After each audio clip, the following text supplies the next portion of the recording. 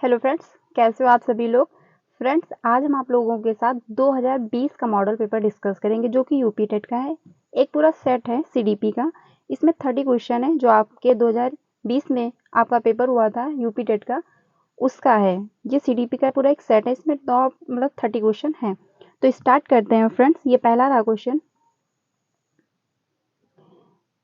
सूची 1 और सूची 2 को सुमेलित कीजिए। इसमें सूची दी गई हुई है, इसमें इसको सुमेलित करना है। तो इसका जो पहला है एनिमल इंटेलिजेंस जो है ये किस में मैच करेगा, ये थर्ड ऑप्शन है, इसका थॉर्नडाइक है, तो ये इसमें मैच हो जाएगा।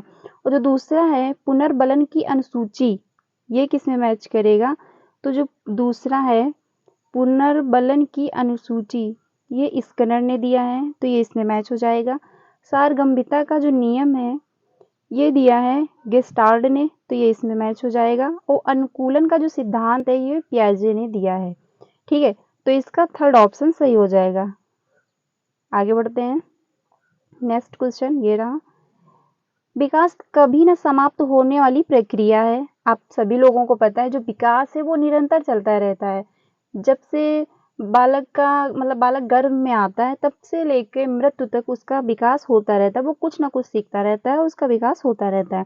तो विकास कभी ना समाप्त होने वाली प्रक्रिया है।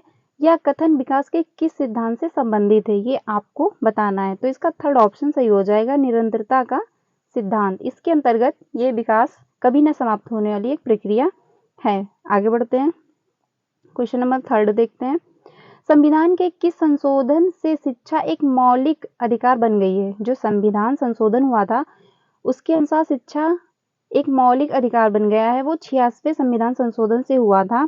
ये 2002 से मतलब 2002 के अनुसार जो आपकी शिक्षा है वो निःशुल्क दी जाएगी। मतलब 6 से जो 14 साल के बच्चे हैं, जो बालक हैं, उनको निःशुल्क शिक्षा दी जाएगी।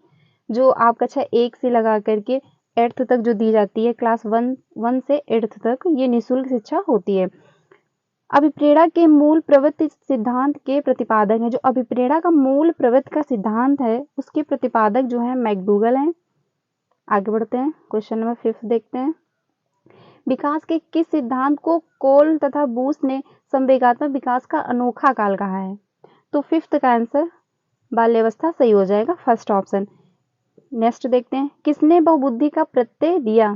किसने बहुबुद्धि का प्रत्यय दिया, तो इसका थर्ड ऑप्शन सही हो जाएगा। गार्डनर जो थे इन्होंने बहुबुद्धि का प्रत्यय दिया। इन्होंने 8 प्रकार की बुद्धि बताई है। इन्होंने कई प्रकार की बुद्धि बताई है, लेकिन जो आपके एनसीईआरटी में गिवन है वो 8 प्रकार की ही, और 8 प्रकार की ही आपसे पूछी भी जाती हैं। तो आप लोग सिर्फ 8 प्रकार की याद रखिएगा। आगे बढ़ते हैं। क्वेश्चन नंबर 7 देखते हैं। डिसलेक्सिया में यह करने में कठिनाई होती है। जो डिसलेक्सिया हो जाता है, जो डिसलेक्सिया एक बीमारी है वो हो जाता है, उसमें क्या करने में प्रॉब्लम होती है वो पूछ रहा है। तो डिसलेक्सिया जो है उसमें पढ़ने लिखने संबंधी प्रॉब्लम होती है। आपको मतलब पढ़ने वर्तनी करने में प्रॉब्लम होती है, समस्या आती है। Next question. निम्न में से क्या समावेशी कक्षा में शिक्षक की भूमिका नहीं होनी चाहिए। जो समावेशी कक्षा होती है उसमें शिक्षक की क्या भूमिका नहीं है, तो फर्स्ट ही होगा, शिक्षक को निःशक्त बच्चों पर ध्यान नहीं देना चाहिए। मतलब जो बेवजह बच्चों पर, मतलब बच्चों को फालतू में परेशान नहीं करना चाहिए। ठीक है, इसका फर्स्ट ऑप्शन सही हो जाएगा। आगे बढ़ते हैं। क्वेश्चन नंबर 9 देखते हैं। कक्षा में छात्रों को प्रश्न पूछने के लिए क्या करना चाहिए। प्रेरित करना चाहिए या हतोत्साहित कर देना चाहिए, अनुमति नहीं देनी चाहिए या रोक देना चाहिए। जैसे भी बच्चा आपसे कोई प्रश्न पूछता है उसको वहीं पे रोक दो, या फिर ये ऑप्शन हो जाएगा। तो इसका फर्स्ट ऑप्शन सही हो जाएगा, प्रश्न पूछने के लिए प्रेरित करना चाहिए। क्वेश्चन नंबर 10 देखते हैं। बच्चे की वृद्धि मुख्यतः संबंधित है। जो बच्चे की वृद्धि होती है वो मुख्यतः संबंधित है, किससे संबंधित है ये बताना है। तो इसका सेकंड ऑप्शन सही हो जाएगा, शारीरिक विकास से।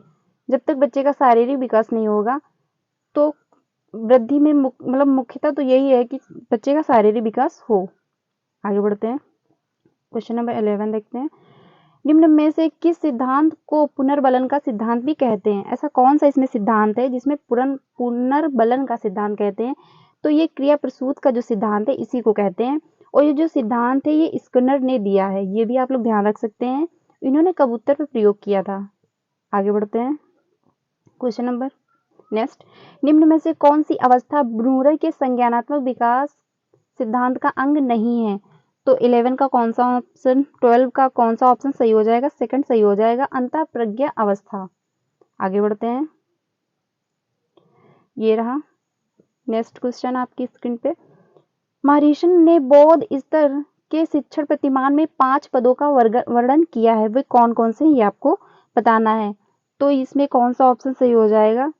इसमें देखो, पहले तो आप खोज करोगे, ठीक है, फिर आप प्रस्तुतिकरण करोगे, फिर उसके बाद आप आत्मसात मतलब उसको समझोगे, ठीक है, फिर उसका संगठन, फिर उसको व्यवस्थित करोगे, फिर उसकी अभिव्यक्ति करोगे, ठीक है। तो इसका फर्स्ट ऑप्शन सही हो जाएगा, ये आप लोग ध्यान रखिएगा।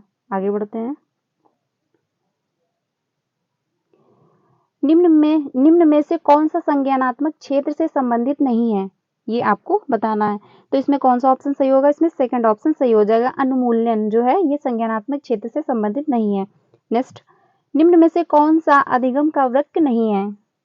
इसमें से कौन सा ऐसा वृक्क है जो नहीं, आप लोगों को पता है वृक्क कितने प्रकार के होते हैं? 3 प्रकार के होते हैं। तो इसमें ऐसा कौन सा है जो नहीं है, वो बताना है। तो इसका फोर्थ ऑप्शन सही हो जाएगा, लंबवत, ये नहीं है। आगे बढ़ते हैं,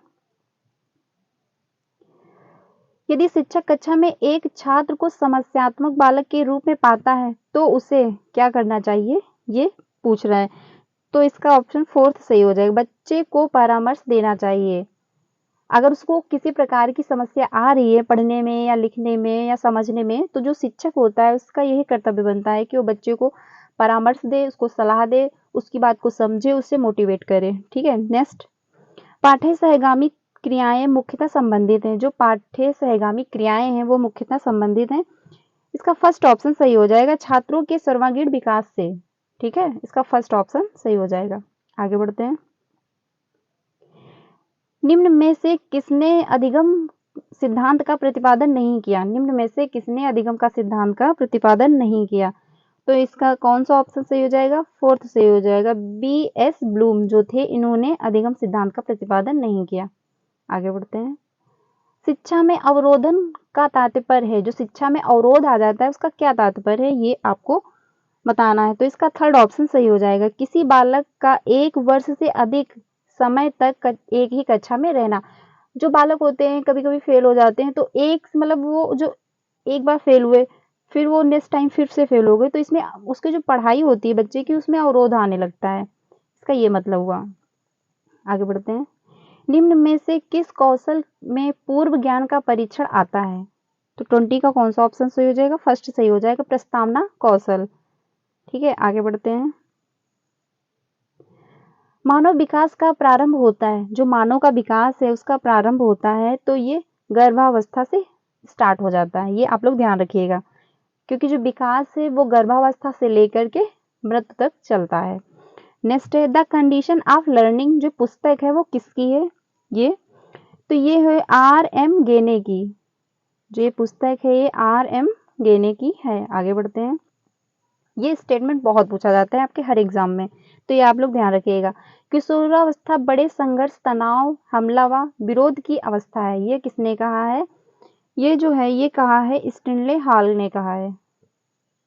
नेक्स्ट आगे बढ़ते हैं, सूक्ष्म शिक्षण के भारतीय प्रतिमान में कुल कितना समय लगता है? जो सूक्ष्म शिक्षण का मतलब भारतीय प्रतिमान है उसमें कितना समय लगता है? उसमें 36 मिनट का समय लगता है, ये आप लोग ध्यान रखिएगा।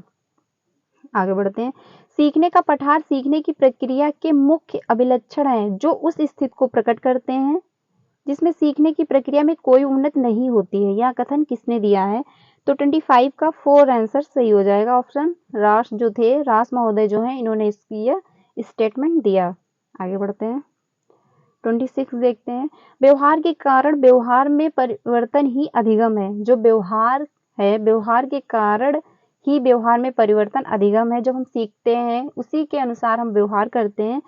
तो ये स्टेटमेंट किसने दिया? ये गिलफोर्ड महोदय ने दिया, ये आप लोग ध्यान रखिएगा। आगे बढ़ते हैं, इसको मैच करना है, सूची 1 को सूची 2 से मैच करना है, तो इसका जो है इसको आपको मैच करना है। जो ब्रूनर हैं इसका सेकंड ऑप्शन सही होगा, यहाँ पे आप लोग देख सकते हैं 70 का सेकंड ऑप्शन सही होगा, ये वाला। इसको ऊपर मैच करते हैं। जो ब्रूनर हैं इन्होंने दिया है संप्रत्य उपलब्धि शिक्षण प्रतिमान, और जो आशु बेल जो है इन्होंने दिया है अग्रिम संगठन सिद्धांत प्रतिमान दिया है। और जो ग्लेजर हैं इन्होंने बुनियादी शिक्षण प्रतिमान दिया है। एक सेकंड देख लेते हैं जरा, जो सी का ऑप्शन है फर्स्ट है, ये फर्स्ट है, बुनियादी शिक्षण प्रतिमान दिया। जो गार्डनर है इन्होंने साइनेटिक्स शिक्षण प्रतिमान दिया है, तो इसका सेकंड ऑप्शन सही हो जाएगा। ये आप लोग मैचिंग वाले ध्यान रखिएगा। आगे बढ़ते हैं। समस्या समाधान का प्रथम चरण है, जो समस्या समाधान का प्रथम चरण है वो समस्या की पहचान करना है। जब तक आपको पता ही नहीं होगा कि समस्या क्या है तो आप सोल्यूशन क्या ही निकालोगे, है ना। तो इसका फर्स्ट ऑप्शन सही हो जाएगा। आगे बढ़ते हैं। बालकों का अधिगम सर्वाधिक प्रभावशाली होगा जब, तो 29 का ऑप्शन फर्स्ट सही हो जाएगा। बालकों के संज्ञानात्मक भावात्मक तथा मनोगत्यात्मक पक्षों का विकास। ये जो आपका एनसीएफ आया था, जो न्यू एजुकेशन पॉलिसी है 2020, उसमें कहा गया था कि बच्चे का होलिस्टिक डेवलपमेंट हो। उसमें इन्होंने तीन मुख्य पक्षों पर इन्होंने विशेष ध्यान दिया था। तो वो जो था पहला है CAP, कैप से आप लोग याद रख सकते हैं, कॉग्निटिव डेवलपमेंट, अफेक्टिव डेवलपमेंट और साइकोमोटर डेवलपमेंट। ठीक है, ये आप लोग ध्यान रख सकते हैं। आगे बढ़ते हैं। ये फ्रंट लास्ट क्वेश्चन है। आपका जो मॉडल पेपर है ये 2020 का है। इसका लास्ट क्वेश्चन है, स्मृत स्तर एवं बोध स्तर के शिक्षण प्रतिमान की संरचना में कौन सा सोपान उभयनिष्ठ है? तो इसका फोर्थ ऑप्शन सही हो जाएगा, प्रस्तुतिकरण। ठीक है, इसका फोर्थ ऑप्शन सही हो जाएगा। तो फ्रेंड्स ये टॉप 30 क्वेश्चन थे आपके CDP के, जो कि 2020 का मॉडल पेपर है। मैंने आप लोगों के साथ डिस्कस किया, ये आप लोग अच्छे से देख लीजिएगा क्योंकि प्रीवियस के क्वेश्चन काफ़ी इंपॉर्टेंट होते हैं और जो CDP होती है आपकी सुपर टेट में भी काम आती है, तो आप लोग अच्छे से इसको देख लीजिएगा। ठीक है, तो फ्रेंड्स कैसी लगी वीडियो कमेंट सेक्शन में ज़रूर बताइएगा एंड मेरे चैनल को सब्सक्राइब कीजिएगा। Thank you.